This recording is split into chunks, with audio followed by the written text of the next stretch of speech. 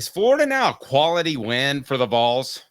Because you're looking for quality wins. And if you look at what Tennessee has done this year, Alabama is your quality win. There's no real argument about that. And after that, I guess it's Oklahoma, but Oklahoma's kind of falling apart.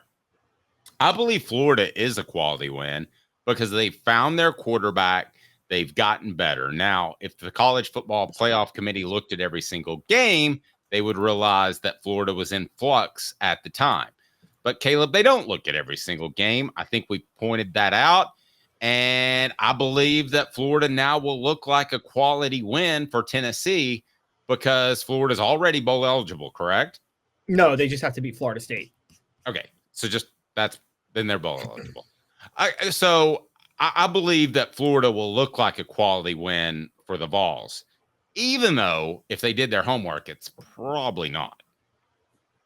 Florida is okay. If they do their homework, Florida's a semi-quality win for the Vols, and here's why. But this would require the committee to actually watch football games, which they don't do because they're lazy and they are just stealing money doing what they're doing. But what I was going to say was that Florida's a quality win because DJ Lagway played half the game when Tennessee played him. DJ Lagway makes Florida a quality win because Florida is a top 25 caliber team when DJ Lagway is the starting quarterback. I don't know why detail-oriented Billy Napier thought Graham Mertz was better. Now, the reason they're only a semi-quality win for Tennessee is because DJ Lagway got knocked out in the game. I mean, Dave, I'll ask you, do you think Tennessee wins that game if DJ Lagway finishes it? Probably not. I think they were prepared for Graham Mertz, and DJ Lagway comes in and plays pretty good. And I think anytime you have a more mobile quarterback, it's tougher to adapt to within the game. Do you? No, I agree. It's much tougher. So I think that, and I'm with you on all this. So yeah, no, I think DJ Lagway makes Florida a quality win. And here's the thing about the committee, though. They're not going to pay attention to that. What they're going to pay attention to is if Florida ends up, say they beat Ole Miss and they beat Florida State, the committee is going to say, oh, since September the 21st, Florida won 7 games, 2 against ranked teams, and their 3 losses were to Tennessee, Georgia, and Texas, who are all college football playoff caliber teams, at which point they'll look like more of a quality win for the Vols. And you're right. It's because they don't do their research. Because, again, I guarantee you, Dave, if they study Florida and the type of quality win they should be, half the committee won't even know that Florida's alternated quarterbacks this year. I bet they don't even know who Graham Mertz is. I'm just going to say it. I don't think Ward Manuel knows who Graham Mertz is. I'm calling Athletic Director Ward Manuel out right now, the CFP chair. You don't know who Graham Mertz is, do you, Ward Manuel? You don't know who DJ Lagway is, do you? You have probably never watched one snap of them, despite the fact that they played 3 teams in contention for the college football playoff. Actually, 4. They played Miami, and they're going to play a 5th on Saturday in Ole Miss. And I bet he has not watched them take one snap. I am that low on the committee. But Florida will look like a quality win if they finish 7-5. Here's how they break this down, Dave. They break down quality wins on just twofold, and I'm dead serious on this. Did you beat a college football playoff contender? And did you beat a team that made a bowl game? That's all they look at. They put no line between them. And I know they don't put any line between them. Not even a team that made a bowl game, a team that finished 500 or better. Ward Manuel counted Chattanooga as a team with a winning record that Tennessee beat and was like, that's a quality win. Okay, let's say Florida beats Florida State. All right? Mm-hmm. They're bowl eligible. Let's say Arkansas wins another game. They're bowl eligible. And we know Alabama's going to be bowl eligible. That's their best win. And Georgia is not going to look like a terrible loss in any shape, form, or fashion. So could Tennessee's resume go from looking pretty sketchy in October and early November to pretty good at the end of November? It could. Well, there's actually a couple more I just want to point out. So go for it. Tennessee took a big hit. Kent State's on a roll, right?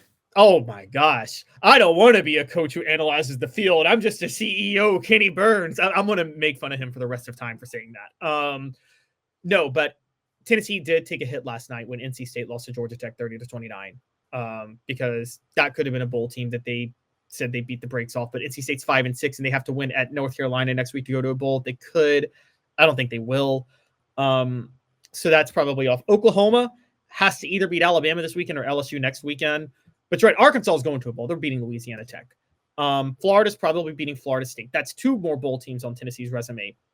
And Vanderbilt's already bowl eligible. So the problem is all these teams we're talking about, they were like 6-6, as opposed to like, and then there's 2 teams Tennessee's played that have 9 wins or more, and that would be Georgia and Alabama, and they split with them going 1-1. Is that going to be enough? I don't know. Maybe it will. I do know that I do believe in the value of facing 6-6 teams week in and week out, though. And this is the difference I've always said with like a Boise State or somebody. And I don't know if you agree with me on this, Dave, but like, it's one thing to get up one time in a season to beat a power conference team or an elite team. It's another thing to every single week you're playing a 500 team at the SEC level who just on the right day, just in the right environment, could sneak up and beat you. And that has to factor in schedule strength too, doesn't it? I think you also have to factor in schedule strength in terms of a wearing effect, don't you? I mean, Tennessee has lost some key players like Keenan Pili. Their offensive tackles were hurt at the beginning of the year. I think playing in the SEC has to have a wearing effect. So if you have the same conference record and you have the same overall record as a team from the ACC or Big 12, for instance, Caleb, that's a significantly better record because the season weighs on you. I'm not going to say SEC versus ACC or anything like that because the conferences are so big and there's such a scheduling imbalance now that even if you're in the SEC, Texas has played the equivalent of an ACC schedule. Honestly, I would take. I actually think Clemson should be ranked ahead of Texas at 8-2. Texas does not belong in the college football playoff rankings. I looked at their schedule over the weekend; they have a miserable resume. Did you see, by the way, where the rankings said? Just want to throw this out. They considered Arkansas Texas' best win, and then they say Arkansas is a bad loss for Tennessee. The graphic said that on ESPN. How are they a bad loss for Tennessee if they're Texas' best win, and Texas is number 3? Like, that's embarrassing. The only thing I can think of is that you're looking at it with the eye contact or the eye test, because I do think Arkansas was a bad loss for Tennessee because they got out-coached, they got outplayed, and that shouldn't have happened. So to me, but that's moot because they don't look at the games. They don't. They're like not watching the games. Like if you said Texas's best win was Arkansas, and I said Tennessee's worst game was Arkansas, I would jive with that. I would be like, okay, Caleb's got a good point. I feel like I've got a good point. We watched all the games. But if they're just going by pulling up the SEC grid record, well, that's not happening. I mean, that's not going to prove true. No. And this is the thing. And so boiling this all down, yeah, Florida's going to look like a quality win because they will be a 6-win team. And by the way, if they beat Ole Miss this weekend, they'll look very much like a quality win, and that will be fresh in the committee's mind. And because let's be fair to Florida here, I don't know if you want to go into the weeds, and Dave, I don't know if they will, but let's be fair to Florida. If Florida finishes 6-6, that's really 9-3 if they're playing an average schedule, right? Florida's got the most miserable schedule in the history of mankind this year. Yeah. And so to go 6-6 with the schedule they've played is the equivalent of going 9-3 otherwise.